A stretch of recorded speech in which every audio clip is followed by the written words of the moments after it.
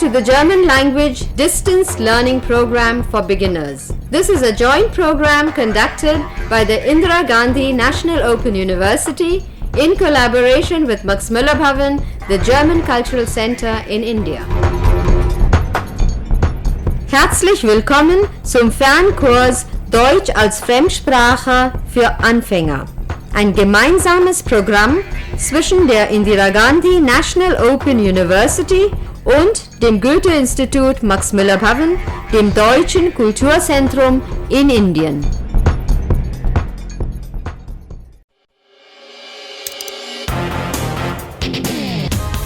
You're listening to Radio D, the radio language course of Redaktion D.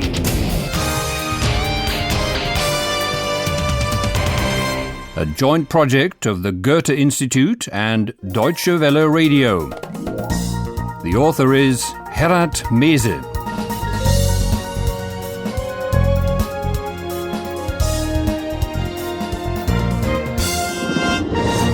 Hello there, welcome to episode 18 of your German course with Radio D. Last time we were together, we heard about mysterious circles in the cornfields of a village. They've become a tourist attraction because people think alien spaceships might have made them. And the cunning farmers want a slice of the tourism action, of course. Our reporters Paula and Philip have been watching a farmer who owns the fields, Felder, where the circles can be seen. Hallo, liebe Hörerinnen und Hörer. Willkommen bei Radio D.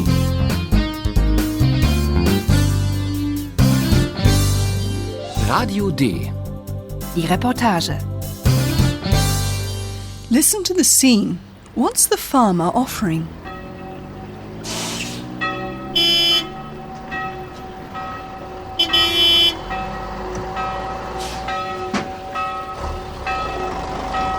Wer will Fotos machen?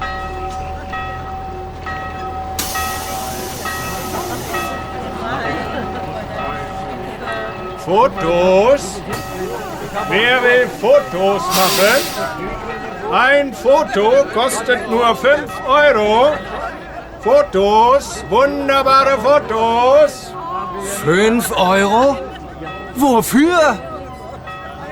Gnädiger Herr, das sind meine Felder. So.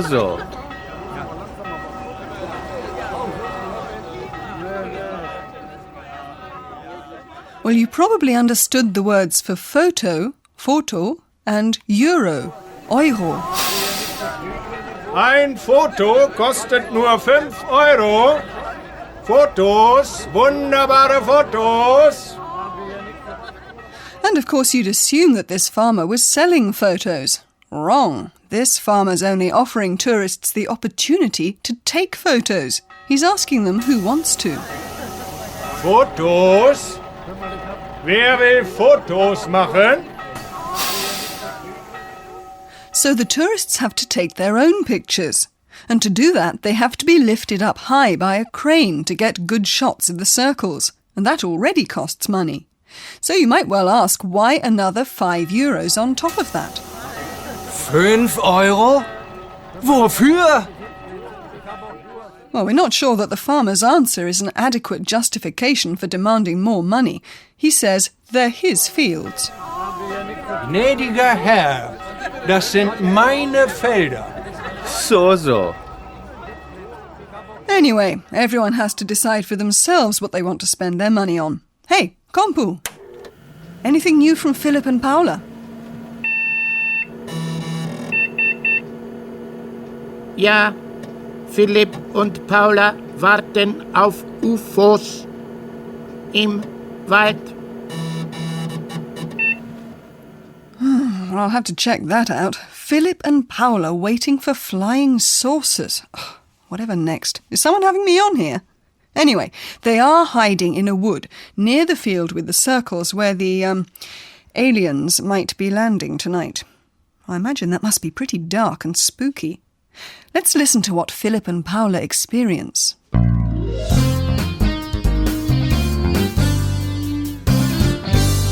Radio D. Die Reportage. Can you guess how the mysterious circles came about?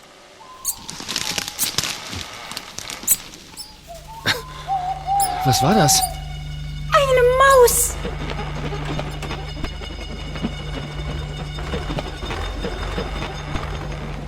Psst! Ich höre etwas. Und ich? Ich sehe etwas.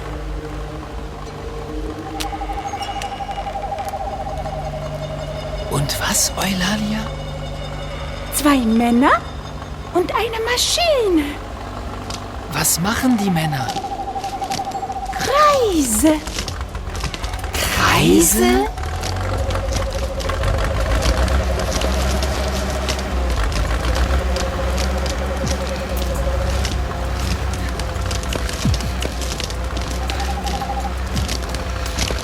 Hallo? Ist da jemand?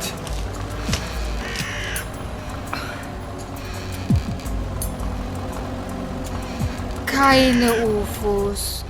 Keine Außerirdischen. Nur 2 Männer und eine Maschine. Well, what do you know? Very unmysterious, that. 2 men, farmers from the village probably, have cut circles into the corn with a harvesting machine. Eulalia discovers them and their harvester. 2 Männer und eine Maschine. Philip asks what the 2 men are doing. Machen. Was machen die Männer? Kreise. It's just as well that Eulalia went with Philip and Paula, because not only can owls fly, which gives them a better overview, they can also see very well in the dark. And so the members of the team complement each other. Paula hears something. Psst! Ich höre etwas. And Eulalia sees something. Und ich sehe etwas. And Eulalia can also quickly catch a mouse. Mouse. That's the noise that first startled Philip. Was war das? Eine Maus. So the goings-on in the night were very human after all. They had nothing at all to do with spaceships and aliens. Keine UFOs. Keine Außerirdischen. Nur 2 Männer und eine Maschine. Our 3 detectives now make for the village. Under a dim street lamp, Philip looks over at Paula, and to his surprise, he sees a feather, Feder, in her hair. Try and figure out from her response what Philip is trying to do.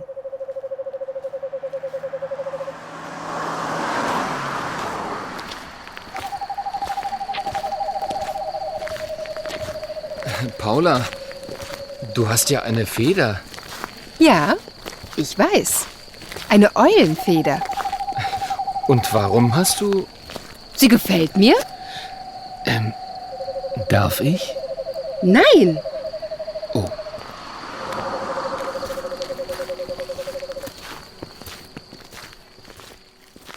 It sounds as if Philip is trying to pull the feather out of Paula's hair.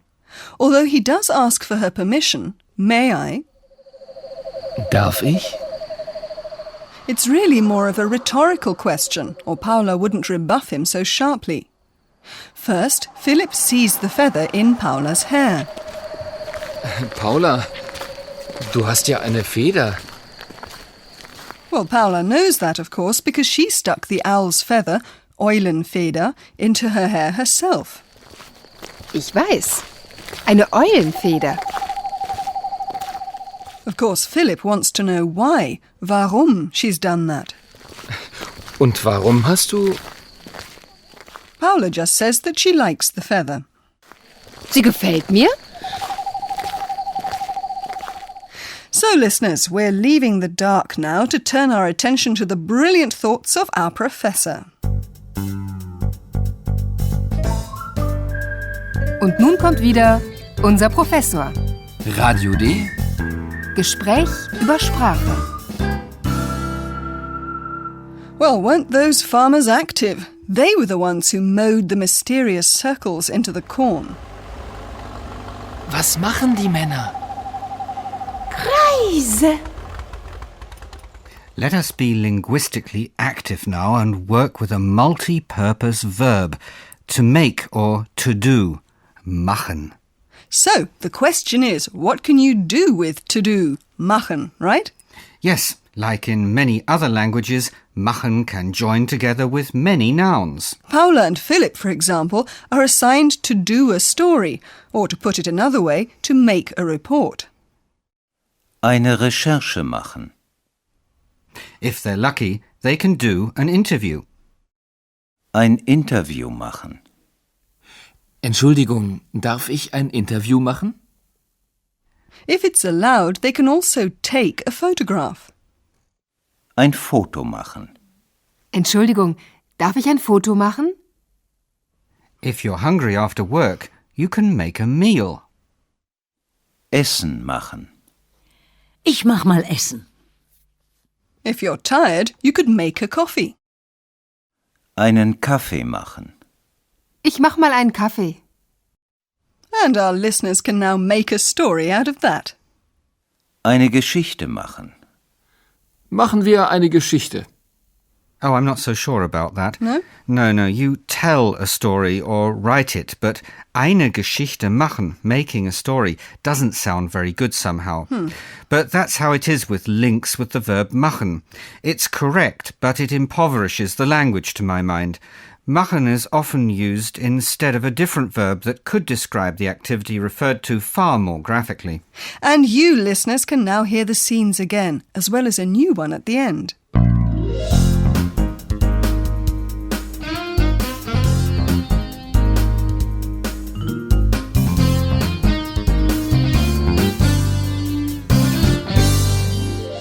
A farmer offers tourists an opportunity to shoot photos.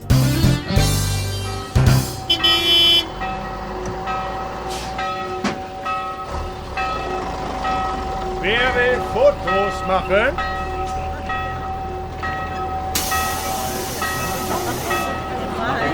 Fotos? Wer will Fotos machen? Ein Foto kostet nur 5 Euro. Fotos, wunderbare Fotos. 5 Euro? Wofür? Gnädiger Herr, das sind meine Felder. So.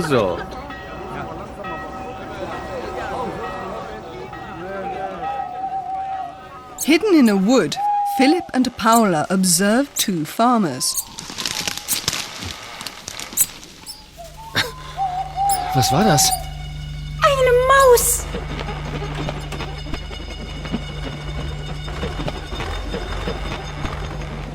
Psst! Ich höre etwas. Und ich sehe etwas.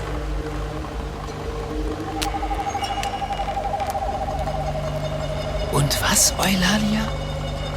2 Männer und eine Maschine. Was machen die Männer? Kreise. Kreise?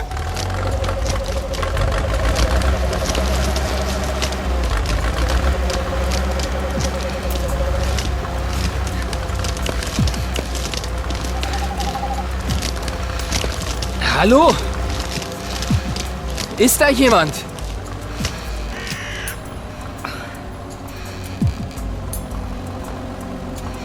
Keine UFOs. Keine Außerirdischen. Nur 2 Männer und eine Maschine. And this happened as well.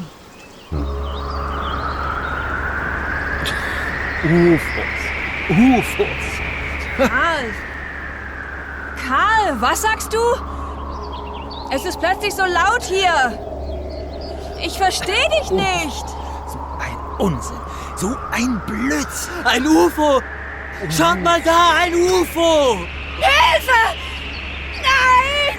Ein UFO! Es gibt UFOs. Es gibt sie doch. Oh, ist das aufregend.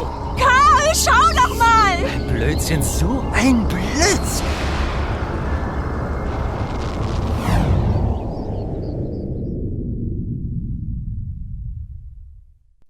In the next episode, we'll hear how the farmers reacted to what happened in their village, and a few other things besides.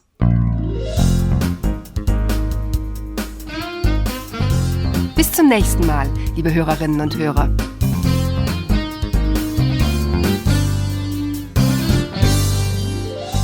You've been listening to Radio D, a German course of the Goethe Institute and Deutsche Welle Radio. Besten Dank, dass Sie unseren Deutschkurs für Anfänger eingeschaltet haben. Detaillierte Informationen über den Kurs bekommen Sie im Studienzentrum, Regionalzentrum und im Max-Müller-Bhavan. Thank you for tuning in to our German language program for beginners. Detailed information regarding this program is available at your study center, regional center and at the Max-Müller-Bhavan.